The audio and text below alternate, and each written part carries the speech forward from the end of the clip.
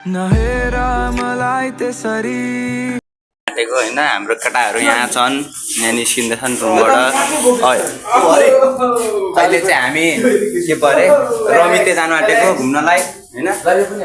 केटाहरु निस्किँदैछन् हाम्रो गाडी छ निस्किन आँटेको अहिले यहाँ डल्लै छ हामीसँग हैन हामी यहाँ बोतलको पानी पुगिसक्यो होला भुजा खोइ भुजा चाहिँ हालेन होला त्यस्तै लाग्यो मलाई पनि किनकि भुजा अहिले चाहिँ हामी पेट्रोल हाल्न आएको छौँ केटाहरुमा पेट्रोल हाल्दैछ हैन अनि हामी चाहिँ यहाँ छौँ आधी ग्रुप आउँदैछौँ त्यहाँ पर छ केटाहरु गाडीमा तेल हाल्न आँटेको अनि हामी चाहिँ तेल हालेर अनि रमितेतिर निस्किन्छौँ गाइज अब बाटोमै भेट्नुपर्छ बाई बाई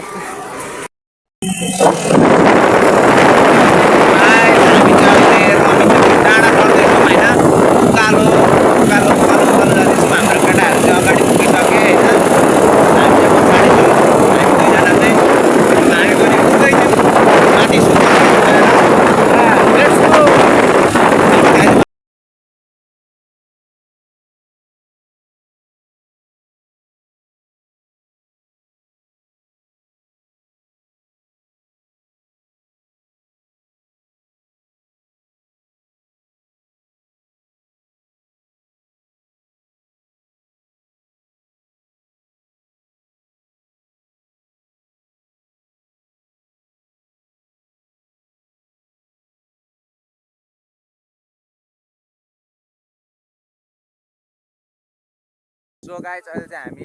यो डाँडामा आइपुगिसक्यौँ हैन हाम्रो डाँडामा चाहिँ यस्तो छ भ्यू क्यामेरै राम्रो नआउँदैछ त के हो यस्तो यो एक्सपिरियन्स मान्छेलाई पनि हाम्रो केटाहरु यहाँ छन् फोटो खिच्दैछन् हैन एउटा दुईटा तीनटा गाडीमा आएको हामी चाहिँ यहाँ क्यामेराम्यान यस्तो यहाँ भ्यू हुँदैछ हैन फोटो खिचिँदैछ हामी चाहिँ यहाँ छौँ भिडियो बनाउँदैछौँ क्यामेराम्यान यता फाइनली गाइज अहिले चाहिँ हामी रमिते आइपुगेको छौँ अब यहाँ रमितेमा अब यहाँ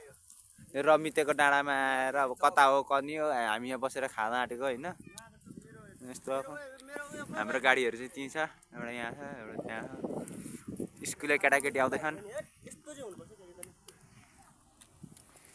गाइज हाम्रो चाहिँ खाने बेला भयो हैन यहाँ भुजा यहाँ मासु छ हैन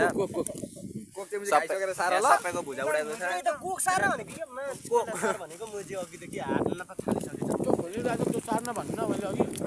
भुजा उडाएर यस्तो हावा चलिरहेछ नि आम्मामा यस्तो ठाउँमा बसेर हामी चाहिँ हान्दैछौँ हैन भोक लागेर भोक लोत्रो लाग्यो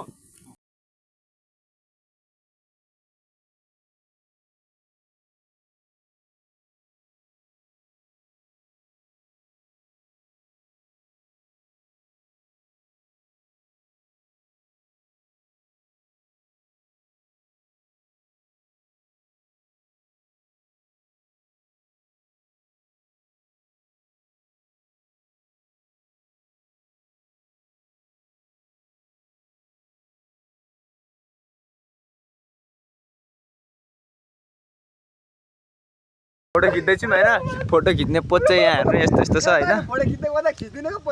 यस्तो छ यहाँ पोज कटमा फोटो खिच्दै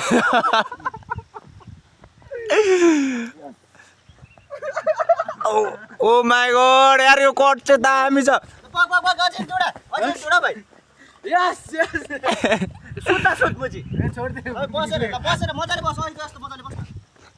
अहिले चाहिँ हामी दुईटा गाडीमा छौँ हैन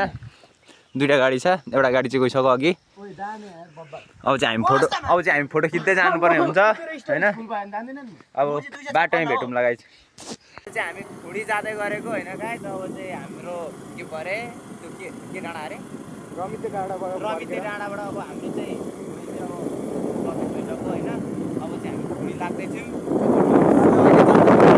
हैन अब खुडी पुगेर अब हामी खुडीको मजा लिनेछौँ गाइज अब हेरिरहनु होला